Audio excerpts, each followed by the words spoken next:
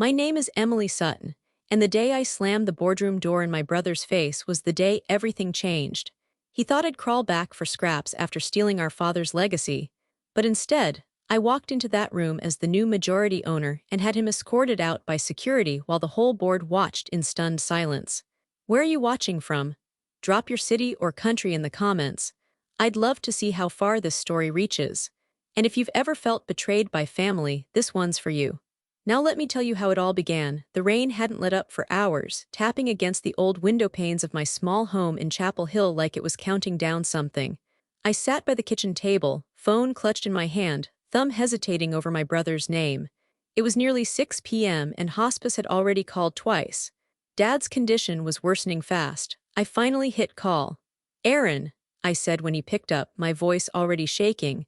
"Dad doesn't have much time. He's asking for you." There was a pause, then a scoff. "I'm not flying back for some melodrama, Emily," he said flatly. "You always blow things out of proportion." My breath caught. "He's dying." "Yeah, well, let me know when the funeral is," he replied, utterly devoid of emotion. "I've got meetings lined up all week." The call ended with a soft click, but it might as well have been a slap. I sat there frozen, staring at the raindrops bleeding down the glass, the phone still humming quietly in my palm. No apology. No hesitation. No shred of the brother I used to know. 2 hours later, I was sitting by Dad's bedside, the dim lamp casting soft shadows over his fragile frame. His chest rose shallowly under the thin blanket. The machines beeped rhythmically soft, indifferent. "I called Aaron," I whispered, tucking the blanket up under his chin. His eyes fluttered open, pale blue and clouded but still searching. "He's not coming, is he?" I shook my head slowly. "No, Dad," he said. "He's busy." A faint smile touched his lips, bittersweet and soft. He always was chasing something. He reached out, his skeletal hand gripping mine with surprising strength. "But you, Emily, you've always been here. You've always been the one I'm proud of." I blinked hard, but the tears came anyway. Not loud sobs, just that quiet ache that leaks out when there's nothing left to fix. "Thank you, Daddy," I murmured, brushing his thinning hair back. "I'm here, I'll stay." Outside, the storm swelled, lightning illuminating the hospice parking lot in brief flashes. Inside, the air was thick, not just with grief but with something else. Something unresolved. Something Aaron would never face. I glanced down at my phone again. The call log still displayed his name, the last words echoing in my head. "Let me know when the funeral is." I gripped the phone so tightly my knuckles ached. But I didn't cry out. I didn't scream. I just let that silence harden into something quiet and sharp. I didn't know then what my father had left for me, not yet. But I knew this much: Aaron had made his choice. And one day he'd regret it. The rain had stopped days ago, but inside the hospice room, time still moved like water, slow, heavy, full of weight. The faint scent of antiseptic lingered in the air, blending with something older: dust, worn fabric, the sterile hush of waiting. I sat in the armchair beside Dad's bed, legs tucked under me, hands wrapped around a paper cup of lukewarm coffee. He was asleep again, his breath shallow but even. The nurses said that was a good sign. But I'd stopped asking them to explain what good meant in a place where no one walked out cured. The TV in the corner was playing an old western on mute. Dad used to love them. When we were kids, he'd whistle the theme songs while flipping pancakes on Sunday mornings. I hadn't heard him whistle in a long time. I glanced over at him. His skin looked almost translucent now, and his once dark hair was a silver halo against the pillow. I reached out and gently brushed a strand away from his forehead, like he used to do for me when I had nightmares. That memory hit harder than I expected. "He's always been selfish," I whispered, my voice barely more than breath. "Aaron, my brother, my father's only son. 2 years, that's how long it had been since he'd visited. Not when Dad had his first surgery. Not when the chemo started. Not when he fell and broke his hip and needed rehab. Not even when the doctors told us the cancer had spread, and that time was no longer on our side. And yet, despite all of that, Dad still asked about him. Still kept a framed photo of us both on his nightstand. One from 20 years ago, when we were kids, sitting on the hood of Dad's old Ford truck with popsicles in hand, our faces sunburned and grinning. I wasn't grinning now. I looked at the phone on the tray table beside the bed. My last call to Aaron was still in the log. No return. No message. I remembered the birthdays Dad had spent staring at his phone, waiting for Aaron's name to light up the screen. The holidays where he set a plate for Aaron anyway, as if hope could conjure him home. And every time I said, he's not coming, Dad would just give a little shrug like that didn't hurt. But it did. I shifted in the chair and leaned forward, resting my elbows on my knees. He stopped trying a long time ago, didn't he? I said quietly, looking at Dad's sleeping face. He walked away from this family years before you got sick. My voice trembled, but I didn't cry. I was tired of crying. Maybe I let him, I added after a moment. Maybe I didn't fight hard enough to hold him accountable, but I won't let him rewrite the ending. The fluorescent light above us flickered slightly, casting a pale glow over the room. I stood and crossed to the window, drawing back the curtain just enough to watch the evening settle in. Outside, the bare trees swayed slightly in the wind, skeletal against the fading sky. Something inside me stirred then, a shift. Not anger, not grief. Resolve. I turned back and looked at my father, his chest still rising and falling, that same old photo beside him, and next to it, a notepad he'd been scribbling on the past few weeks. Pages torn out, some balled up in the trash, others folded and tucked into drawers. I hadn't looked too closely. Not yet, but I would. I reached for his hand again, holding it gently between mine. His fingers twitched, a reflex maybe, but it gave me something to cling to. I'm not going to let him walk away from this untouched, I whispered. Whatever you wanted to say to him, whatever you hoped he'd do, I'll carry that for you now. A long silence followed. No machines beeped loudly here, no voices interrupted. Just me, just him, and the quiet hum of things unsaid. I promise, I said again, firmer this time. He's not getting away with it. I stayed long after the sun went down, reading aloud to him from a dog-eared Louis L. Amer novel he loved, even though I knew he was drifting in and out of sleep. My voice filled the quiet, my heart steadier with each word. That night, as I walked down the dim corridor toward the exit, I didn't feel like the quiet daughter anymore. I felt like someone who had something to finish. The sky matched our mood that morning, gray, cold, and unwilling to offer comfort. I stood beneath a black umbrella, the ground beneath my heels soft from days of rain. The cemetery was quiet but for the rustle of wind and the low murmur of the priest. Everyone was bundled in dark coats, their eyes downcast as the coffin was lowered into the earth. It didn't feel real. My fingers were numb, not just from the cold but from the finality of it all. Dad gone. His stories, his humming while fixing the porch, his coffee rituals, his steady presence, all swallowed by the damp soil. He deserved better. And yet, even in this moment, I wasn't allowed to grieve in peace. Aaron showed up 10 minutes late. A sleek black car crunched over gravel as the service was halfway through, its headlights cutting through the fog like a blade. He stepped out in a tailored navy suit that probably cost more than my mortgage, sunglasses shielding eyes I knew were dry. His tie wasn't even black. It was charcoal with some designer label shining like a smug badge of detachment. He strolled up slowly, like he was arriving for a business meeting instead of our father's burial. Everyone turned. Some exchanged glances. Others whispered. I didn't move. When he reached the edge of the grave, he pulled a single rose from his coat pocket and tossed it dramatically onto the casket like we were in some movie. Then he adjusted his cuffs and turned away before the prayer was even finished. I wanted to scream, but I didn't.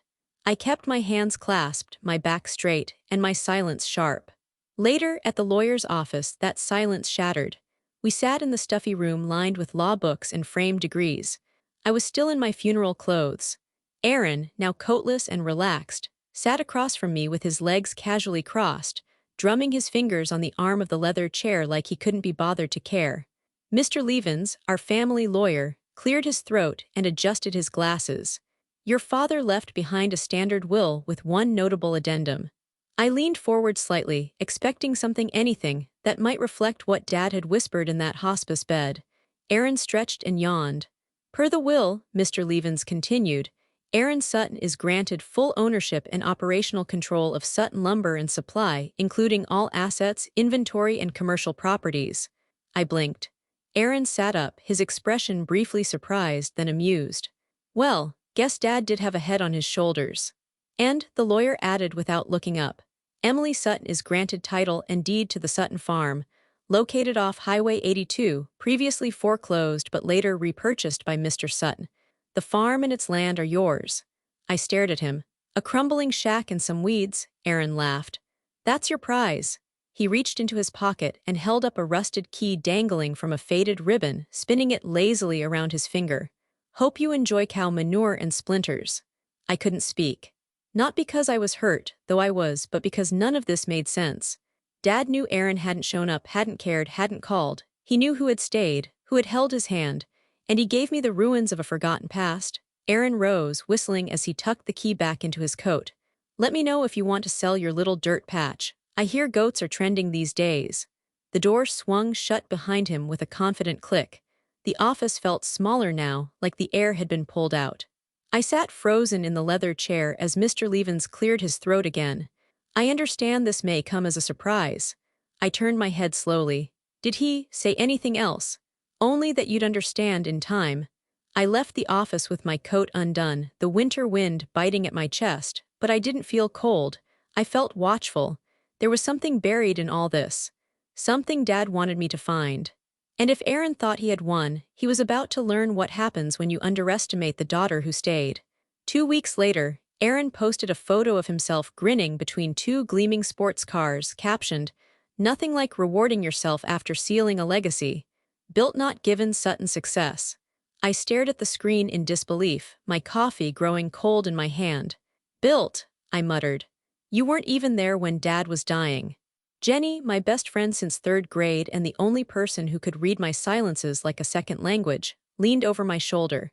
"Is that the company's money he's spending?" she asked. I shrugged.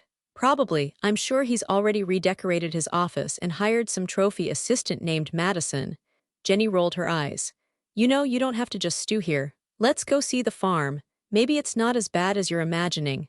I gave a dry laugh. "It's a pile of lumber with a title." "Then let's go see your pile of lumber." That's how we ended up bouncing down a narrow gravel road an hour outside Chapel Hill, Jenny behind the wheel of her Jeep and me squinting at the faded map Mr. Levens had given me with the deed. "This is it?" Jenny asked, breaking in front of a rusted mailbox half swallowed by weeds.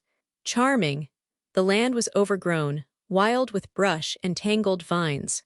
The farmhouse sat hunched in the distance like it had given up long ago. One shutter dangled by a single hinge. The roof had sagged in places. The porch steps were rotting, and ivy clung to the siding like it was trying to hold the place together. "Let's just see what this gift really is," I muttered, pushing open the creaky door as Jenny followed close behind. The inside was worse. The air smelled like mildew and forgotten stories. Wallpaper peeled from the walls in long strips. The floorboards moaned under our steps. Dust floated in beams of light slicing through gaps in the shutters. "Okay. I admit, this is kind of a horror movie set," Jenny said, gently towing a ratty boot someone had left behind decades ago. We moved slowly through the rooms, most of them empty except for broken furniture, spiderwebs, and the feeling of being watched by memories. "This place is a disaster," I said, running my hand along the faded wall where a family photo had once hung. "Why would Dad leave me this?" "I don't know," Jenny replied softly. "But you said he told you to hold on, that he was proud of you. Maybe this wasn't meant to be punishment." Just then I stepped into what used to be the kitchen and the floor gave out beneath me. It happened fast. A loud crack and then the sickening sensation of falling. I barely had time to scream before I landed hard in darkness, the wind knocked from my lungs and sharp pain radiating from my ankle. "Emily!" Jenny's voice screamed from above. "Oh my God, are you okay?" I groaned. "I think I'm alive." She dropped to her knees at the edge of the broken floor, peering down. "Don't move, I'm calling for help." I winced, trying to shift. My leg throbbed. My jeans were torn. But something else caught my eye, a glint half buried beneath layers of dust and old boards. There, under a pile of broken crates and dirt, was a small metal box. Faded green, dented, and locked with a rusted clasp. I dragged myself toward it, every movement sending jolts of pain through my leg. My fingers closed around the handle, pulling it free. Something shifted inside. "Emily," Jenny's voice echoed again. "They're sending an ambulance, just hold on." "I'm okay," I whispered, cradling the box in my lap. "I think I found something." The cellar was dark and smelled like earth and rot, but in that moment it felt like something else entirely, a turning point. I didn't know what was in the box. But I knew it mattered. Dad had left me this place, on purpose. Aaron got the company and a pair of sports cars, but I got a fall through the floor, a busted leg, and maybe, just maybe, a secret meant only for me. 3 hours later, I was lying in a hospital bed under fluorescent lights that buzzed like impatient bees. My left leg was wrapped tight in a cast, propped up on stiff white pillows. My right arm rested in a sling. Fractured ankle. Mild shoulder strain, the doctor had said. You're lucky, lucky. Jenny sat beside me, her curls still dusty from the farmhouse floor, clutching the metal box like it was a sacred relic. You sure you want to open it now? She asked softly. I nodded. I've waited long enough for answers. The hospital room smelled sterile, antiseptic, and plastic. Outside the door, a nurse laughed faintly at something down the hall. It felt wrong, almost surreal, to be opening what might be my father's final message under such harsh lighting. Jenny placed the box carefully on my lap. Up close, it looked older than I thought. The green paint was chipped. The metal latch was stiff but not locked. My fingers trembled as I lifted it. Inside was a single folded envelope yellowed with age. My name was written on it in my father's handwriting, slanted, familiar, steady, for Emily. I swallowed hard and opened it. The paper inside crackled softly. For Emily, my true legacy lies where truth is hidden. That was it. No explanation. No apology, just that single sentence. Jenny leaned closer. That's cryptic. There's more, I said, my voice barely steady. Beneath the note lay a small brass key taped to the bottom of the box. Attached to it was a tag with a bank's name engraved in tiny letters, First Carolina Federal, downtown Chapel Hill. Under the key was a folded map. I unfolded it slowly, recognizing the familiar streets of downtown. A red circle marked the bank's location. And finally, there was a smaller slip of paper filled with handwritten words arranged in columns. Red Oak Harvest 82 Blue Ledger Founders Trust December Rain. Jenny blinked. Are those passwords? I don't know, I whispered. But Dad didn't do anything without purpose. I read the note again. My true legacy lies where truth is hidden, not the company, not the farm, truth. He planned this, I said quietly. Jenny studied my face. You don't seem angry anymore. I wasn't. Not in the same way. The bitterness that had been sitting in my chest since the will reading began to loosen. In its place was something sharper, focus. Aaron thought he'd won. He had the business, the properties, the flashy image, but Dad had known something. He'd repurchased that farm quietly. He'd hidden this box in the cellar beneath a weak floorboard no one would step on unless they were really searching, unless it was me. He knew I'd come out there, I murmured. Jenny smiled gently. You're the only one who would. A tear slipped down my cheek, but I didn't wipe it away. For weeks, I'd replayed Dad's words in that hospice room. You've always been the one I'm proud of. At the time, it felt like comfort. Now it felt like instruction. Jenny tapped the key lightly. So what's the plan? I looked at the map again, at the red circle around the bank. We go tomorrow. With a broken leg. With a broken leg, I confirmed. I'm not waiting. If Aaron's already draining the company accounts to buy sports cars, I don't want to give him time to sniff around this. Jenny raised an eyebrow. You think he knows? No, I said firmly. If he did, he would have torn that farm apart already. The nurse knocked gently and peeked inside. Everything okay in here? Yes, I answered, closing the box carefully. Actually, better than okay. After she left, Jenny leaned back in the chair, studying me. You look different, she said. How? Like you just remembered who you are. I considered that. For weeks I had felt small, cast aside, reduced to a crumbling farmhouse and a smirking brother with a corporate title. But this felt like a thread Dad had left for me to follow. Not revenge. Not yet. Truth. And whatever was inside that safe deposit box, it was something my father trusted only me to find. I rested the metal box against my cast and let out a slow breath.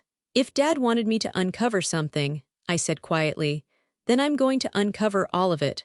Outside the hospital window, the sky was clearing for the first time in days. And for the first time since the funeral, I felt something shift. Not loss. Direction. 3 days later, Jenny parked her car in front of First Carolina Federal, a red brick bank nestled on a quiet corner of downtown Chapel Hill. The January air was sharp, and my crutches clicked loudly on the polished marble floors as we entered the lobby. Can I help you? A woman at the reception desk asked with a professional smile. Yes, I said, adjusting the strap on my sling. I'm here to access a safe deposit box. My name is Emily Sutton. I believe there's a box registered under my father's name, William Sutton. Her smile faltered slightly. One moment, please. We waited as she disappeared behind a frosted glass door. My heart thudded harder with every second. My father had trusted me with that key.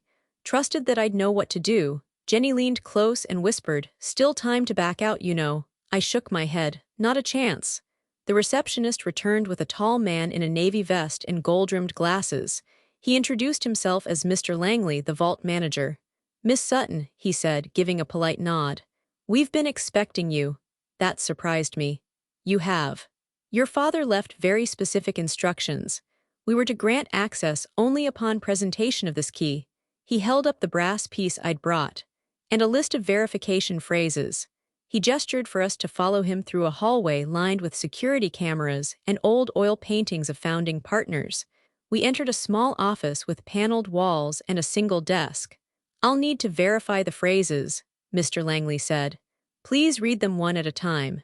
I unfolded the slip from the metal box and read the strange words aloud, each one shaking slightly in my hand. "Red Oak, Harvest 82, Blue Ledger, Founders Trust, December Rain." With each word he nodded. "Excellent," he said. "That completes verification." Jenny shot me a glance. "What kind of bank needs passwords that sound like folk songs?" Mr. Langley didn't laugh. "Your father was a methodical man. He wanted certainty that what he left behind would fall into the right hands." He led us through another set of doors, past silent corridors, until we reached the vault. Inside, the cool air smelled like steel and paper. He stopped in front of a small safe deposit drawer and used both a master key and mine to unlock it. "You may take your time," he said, then stepped outside, closing the heavy door behind us. Jenny helped me lower the metal drawer to the small table. It didn't look like much. Just a thick leather folder, tied with a black ribbon, and a single sheet of paper resting on top. I reached for it. "To Emily, if you're reading this, then you found what I hoped you would. Good. You were always the one who stayed, who listened, who saw the truth others ignored. The company wasn't the only thing I built, and certainly not the only thing I wanted to protect." Dad, I untied the folder with trembling fingers. Inside was a bank certificate. The numbers nearly made my vision blur. $4,572,983. My breath caught. Jenny let out a low whistle. "Emily." Tucked behind the certificate was a notarized letter, stamped and sealed, labeled, "Private Addendum to Will." My eyes scanned the legal language until I reached the heart of it, a legal statement explaining that this account was to remain private, untouched by the public will, and transferred solely to me. It was not to be disclosed unless absolutely necessary. Jenny read over my shoulder. "He didn't want Aaron to know." I nodded, stunned silent. He hadn't abandoned me in that will. He'd moved quietly, strategically, like he knew Aaron would twist everything the moment he got his hands on it. I held the certificate against my chest, my casted leg throbbing under the table. It wasn't just about the money. It was about faith. Dad knew Aaron didn't deserve to carry his legacy. So he'd passed it to me, not the company, not the press releases or the fake smiles, but the real core of it, the values, the resources, the final say. "I don't know what to do with all this," I whispered. Jenny squeezed my hand. "You will." As we walked out of the bank that morning, the sun peeked through the clouds for the first time in weeks. The breeze felt less bitter. And though my body was bruised and mending, I had never felt steadier on my feet. Dad hadn't just left me money. He left me the truth. The day after I left the bank, I sat at my kitchen table, still bruised, still healing, but different. Something had shifted. I hadn't told anyone but Jenny about the account. Not even the lawyer. Especially not the lawyer. That folder was locked in my fireproof cabinet now, sealed away behind 3 keys and a code I wouldn't forget. Aaron had posted another photo. This time it was him at a ribbon-cutting ceremony for a new corporate lounge at the Sutton Lumber headquarters. Glass walls, espresso machines, a motivational quote painted across the ceiling. "Innovation is the new tradition." He stood there, center frame, grinning like he'd invented trees. I sipped my coffee slowly, then refreshed his LinkedIn page. New title, President and CEO, Sutton Legacy Holdings. Legacy. The nerve. The comments underneath made me laugh, bitter and low. "Inspiring leadership. Making your dad proud, no doubt. True entrepreneurial spirit." Aaron replied to every comment like a politician shaking hands at a county fair. "He's running it into the ground," I murmured. Jenny looked up from her spot on my couch. She had her laptop open, her legs curled under her like always.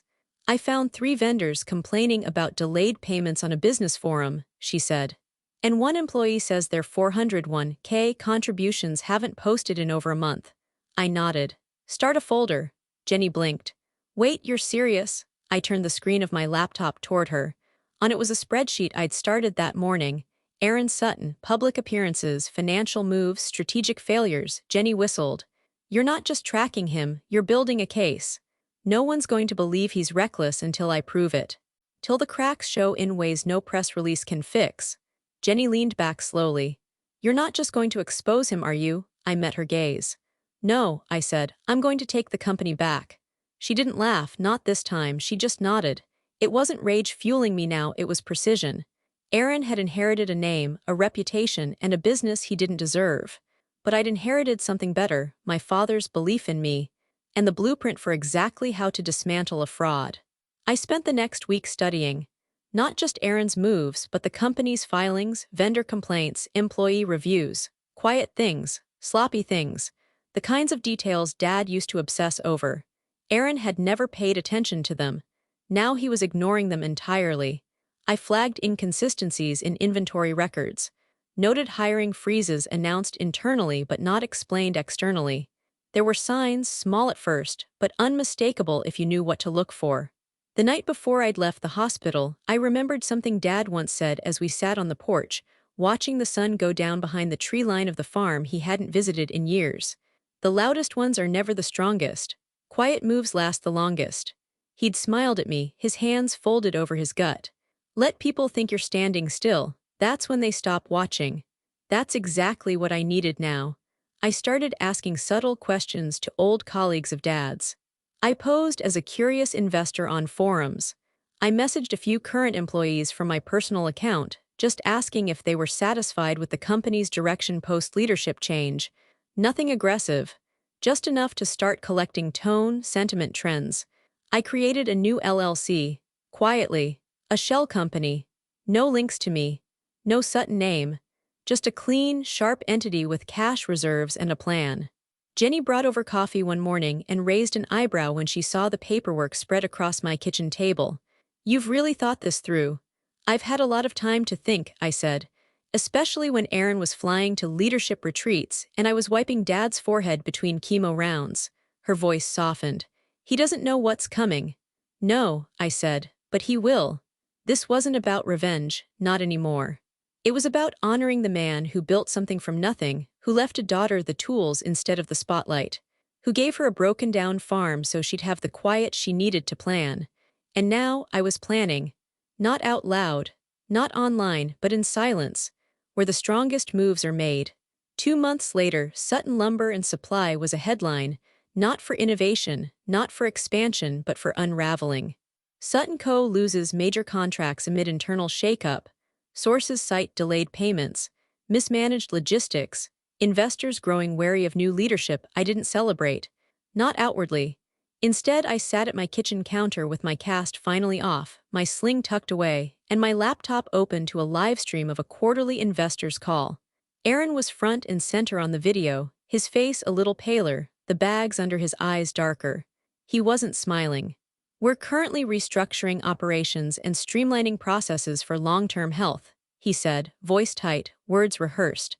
Some temporary instability was expected. The chat was filled with comments he couldn't see but I could. Why haven't invoices been paid in 90 days? Laid off with zero notice. Coward. Where's the actual leadership? Jenny forwarded me a screenshot from a local Business Insider forum. One of the vendors had posted copies of bounced checks from Sutton's accounting department. Hope you're saving these, she messaged. I was. By the end of the week, 3 long-term contracts had been publicly canceled. 2 suppliers went to competing firms. And the Sutton name, once associated with dependability, was becoming a warning sign. That's when the call came. I was folding laundry, half watching a documentary when my laptop pinged. It was a video call. From Aaron. I stared at it for a long moment before accepting. His face filled the screen, and for once it wasn't smug. His tie was crooked. His hair slightly damp. He looked like he hadn't slept in days. Emily, he said, his voice hoarse. I waited. He glanced over his shoulder, then leaned closer like someone might overhear. I need your help. I tilted my head. Do you? He swallowed. Look, I know we haven't exactly, I know I haven't been fair to you. With Dad, the company, everything. Still, I said nothing. I didn't expect this, he continued, voice cracking. The numbers, they lied, or I didn't see it right, but it's bad, worse than the press knows. I've got meetings this week with the board and they want a recovery plan, a miracle. I raised an eyebrow. And you think I'm the miracle? He gave a shaky laugh. You were always the one Dad trusted with details. With the boring stuff, you knew the operations better than I ever did. I need someone who understands what we are, not just what we look like. I leaned back in my chair, watching him sweat. So now I'm valuable? I asked, his jaw clenched. Emily, please, a loan, advice, anything, you're the only one who can save this. There it was, the moment he needed me. The same brother who hadn't come to say goodbye, who mocked the farm, spun the key like it was a joke, spent company money like it was infinite. The same one who left me to sit alone in a lawyer's office, and here I was worth a rundown shack while he drove off in a new car. I took a slow breath. You didn't need me at the funeral, I said. His eyes flickered. That's not Emily, that's not fair. No, I said, voice low and calm. What's not fair is building something your whole life and handing it to someone who thinks legacy is just another line on a resume. He flinched. I'm not offering a loan, I added. I'm not offering advice. You made your bed. There was a pause, just long enough for him to think maybe I'd soften. Maybe I'd slip into that old version of myself, the one who always cleaned up after him. But I didn't. I ended the call. No theatrics. No grand monologue, just silence. And that silence said everything he needed to hear. 3 weeks after Aaron's desperate call, the layoffs began. First, it was quiet, a few warehouse workers let go without press. Then entire departments were consolidated, gutted, renamed. Former employees took to social media with stories of bounced checks and emails left unanswered. The Sutton brand, once our family's pride, had become a punchline. Another legacy ruined by ego. One post read beneath a photo of the empty parking lot at our old headquarters. Jenny forwarded me the article with a single caption. It's time. We sat across from each other in my living room, a laptop between us, and the contract spread out on the table. Is your lawyer ready? She asked, sipping her tea. I nodded. He filed the paperwork this morning, the offer's in. The shell company, Everidge Consulting, was registered out of state with no ties to me. Clean, quiet, untraceable. My father would have appreciated the discretion. The bid was fair, even generous, considering the company's declining valuation. Enough to seem like salvation to a drowning CEO. Aaron wouldn't know it was me. Not yet. I leaned back in my chair as Jenny scanned the final terms. If this goes through, when? I corrected. It will. In the following days, things accelerated. Rumors swirled online about a private firm interested in acquiring a controlling share of Sutton Lumber to restructure and stabilize operations. Aaron, desperate for cash flow, began liquidating assets, selling trucks, laying off more staff, even attempting to lease part of the headquarters to a co-working chain. The arrogance had drained from his public appearances. Gone were the suits and smiles. He looked thinner in every photo, more frantic. His speeches shorter, vaguer. Investors were pulling out. The board was restless. Meanwhile, my offer moved forward. Through my lawyer, I remained anonymous. Every document routed through Everidge. Every call handled by a middleman. I stayed home, rebuilding my strength, tracking Aaron's every move like a chessboard. Then one afternoon my lawyer called with a single sentence that sent electricity up my spine. It's done. The board voted. Everidge now holds majority ownership. I closed my eyes. The company had been taken from him by the sister he once laughed out of a lawyer's office. He didn't know it yet, but he would, soon. I looked out my window at the old oak tree in my yard, bare and brittle in the winter cold. I remembered sitting under one just like it with Dad as a child, listening to him talk about trust, about patience, about doing things right, not fast. He'd trusted me with this. Not just the money, the vision. Now it was time to finish what he started. The storm hadn't come yet, but the wind had changed. And Aaron, he was still standing in the open. The Monday morning air was crisp and cold, the kind that bit at your skin and forced you to stay sharp. Fitting, I thought, as I stepped out of the black town car parked in front of Sutton Lumber's headquarters. I hadn't been here in over a year, not since before Dad got sick, not since it all started unraveling. Now I was back with a purpose. My tailored navy suit fit like armor. Hair pinned up, minimal jewelry, no smiles. I walked with a limp still, but I didn't hide it. I earned that limp. My lawyer, Mark Ellison, kept pace beside me, calm and collected with his leather briefcase and perfectly pressed coat. "Are you ready?" he asked quietly. I didn't answer. I just pushed through the glass doors. The receptionist barely looked up. She didn't recognize me. Not like this. We bypassed the main lobby and headed straight for the boardroom on the second floor. Mark had already arranged the meeting under the name Everidge Holdings. Aaron and the board expected to meet the new majority shareholder. They had no idea it would be me. Mark opened the door. Aaron was already at the head of the long mahogany table, flanked by two board members. His eyes darted up from the agenda in front of him and landed on me. The color drained from his face. "What the hell is this?" I walked into the room without pausing, placed my briefcase gently on the table, and took the seat directly across from him. Mark remained standing. "Ladies and gentlemen," he announced, "thank you for coming. I'd like to formally introduce the majority shareholder of Sutton Lumber and Supply, Miss Emily Sutton." Aaron pushed his chair back with a screech. "No, no, this is some kind of mistake." I looked him square in the eye. "It's not." He laughed, sharp and nervous. "You're Everidge, that's not possible." "Oh, it's very possible," I replied coolly. "You just didn't think to look beneath the surface. You've been too busy bleeding the company dry." One of the board members, a woman named Ms. Patel, frowned. "Miss Sutton, is this accurate?" Mark slid the confirmation documents down the table. "Effective as of Friday, the shares have transferred. Everidge was a holding vehicle created for privacy. The actual controlling owner has now stepped forward." Aaron looked like he'd swallowed glass. This has to be illegal. She's been plotting this." "Careful, Aaron," I said, folding my hands. "You're not in a position to accuse anyone of plotting." He looked around the room, hoping for support, but no one spoke. I stood slowly, my voice calm but cutting. "You excluded me from the company my father built. You laughed when I got the farm. You thought I'd stay quiet, stay small." I leaned in slightly. "The joke was thinking you'd get away with everything." The room fell into a stunned silence, the kind that lands heavy and lingers. Aaron opened his mouth, but no words came out. I turned to the board. "I'm not here for drama. I'm here to restore what this company used to stand for, before it became a personal ATM for a man who never earned his place at the table." Mark handed out the revised ownership documents and motioned to the proposal packet we'd prepared. Aaron stood frozen, betrayed by his own arrogance. I took my seat again and opened my briefcase. The meeting had just begun, but the takeover, that was already complete. The emergency shareholder meeting was scheduled for Friday at noon. It was held in the same boardroom where Aaron once held court, basking in the illusion of competence. This time, the energy was different. Controlled, focused. Mine.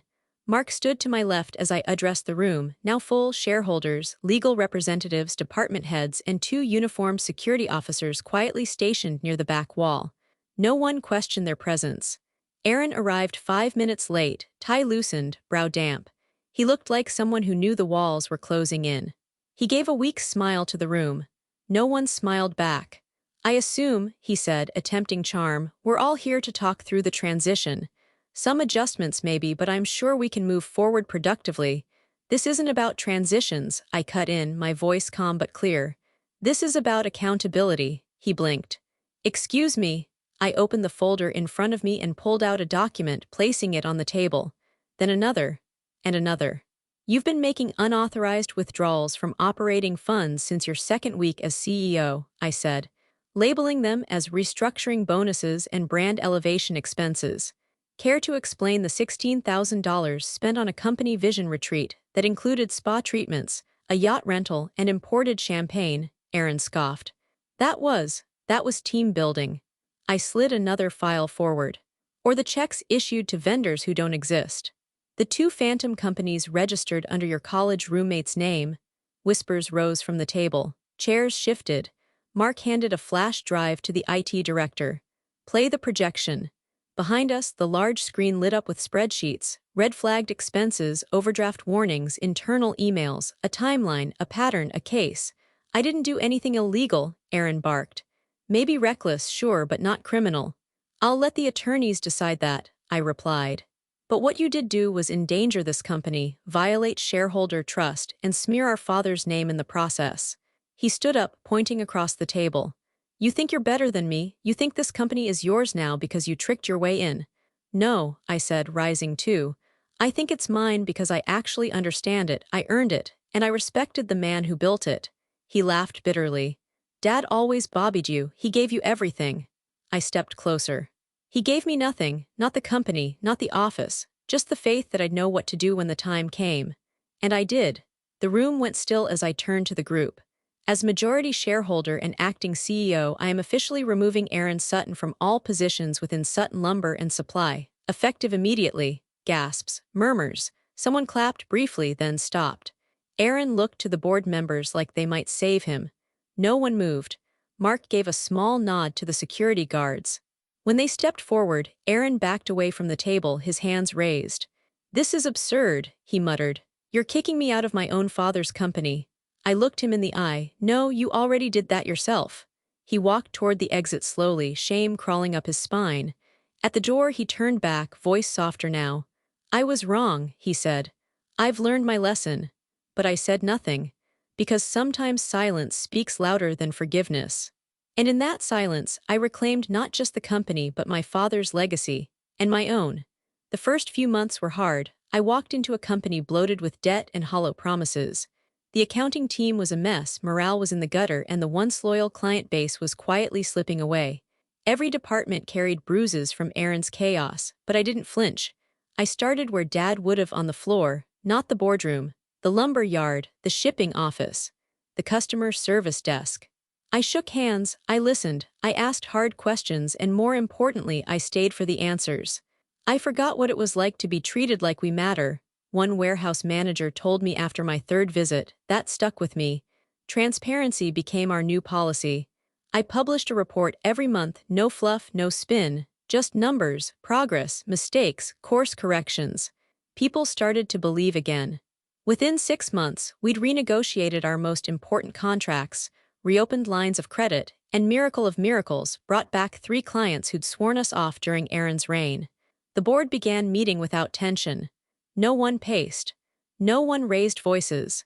It wasn't perfect, but it was healing. Jenny visited often, usually bringing coffee and staying late into the night as we reviewed the rebrand documents or brainstormed better employee incentives. You're actually rebuilding this, she said one night, looking around my office as I sorted through our Q3 metrics. I'm trying, I replied, smiling faintly. She sipped her drink, then added, and Aaron, I hadn't asked, but I'd heard. He sold both sports cars, moved out of his high-rise downtown and into a modest apartment on the edge of town. Word was he'd taken a job at a smaller construction firm, not management, just entry-level project support. No headlines. No statements. He disappeared from LinkedIn. I couldn't lie, I didn't feel sorry for him, but I didn't feel vengeful anymore either. He was doing what he should have done from the beginning. Working, earning. That's what Dad had always respected most. One afternoon, as Jenny and I sat on the new rooftop deck we'd added to the HQ building, modest, useful, paid for in cash, she leaned back in her chair and looked at me. You ever think about how different this could have gone? I nodded. All the time. She squinted toward the sun.